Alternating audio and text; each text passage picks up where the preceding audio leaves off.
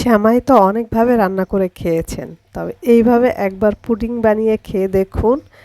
এতটা ইয়ামি এবং এত ইজিভাবে তৈরি করা যায়, যেটা না তৈরি করলে বুঝতেই পারবেন না।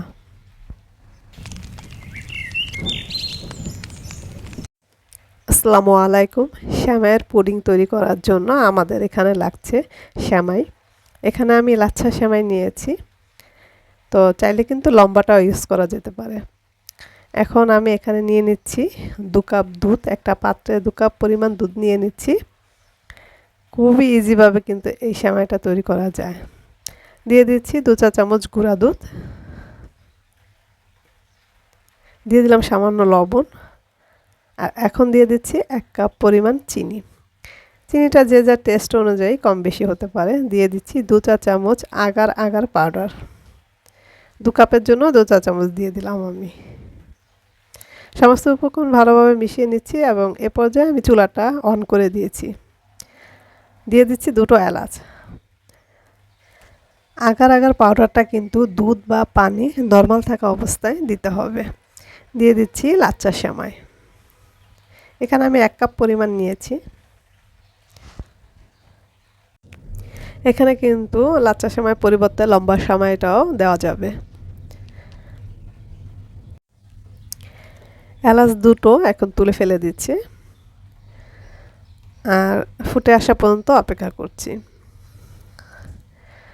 তো ফুটে এসেছে। ফুটে আসার পর কিন্তু আমি বেশিক্ষণ আর রান্না করব না, 1 মিনিট রেখে দেব। আর ইতিমধ্যে কিন্তু ঘন হয়ে গেছে। এখন আমি সামান্য পরিমাণ ফুড কালার দিচ্ছি, অরেঞ্জ। এটা কিন্তু না দিলেও চলবে, তো আমি দিলাম। এটা চাইলে স্কিপ করা যাবে। তো হয়ে গেছে আমার সেমাইয়ের পুডিং। এখন আমি চুলাটা অফ করে দেব।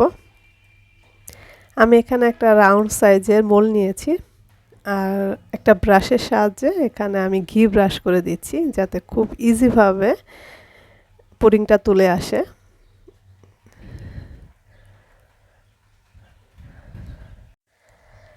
এখন এটাকে আধা ঘন্টার জন্য আমি ঠান্ডা হওয়ার জন্য রেখে দেব। তো আধা ঘন্টা রেখেছি আমি ঠান্ডা হওয়ার জন্য, আর আধা ঘন্টা রেখেছি ফ্রিজে। মোট 1 ঘন্টা পর দেখুন কতটা সুন্দরভাবে সেট হয়ে গেছে। চারো সাইড আমি একটি ছুরির সাহায্যে আলগা করে নিচ্ছি, আর ঘি দেওয়ার কারণে কিন্তু একদম সুন্দরভাবে উঠে আসবে। তো একটি সার্ভিং প্লেটে আমি এটাকে ঢেলে নিচ্ছি।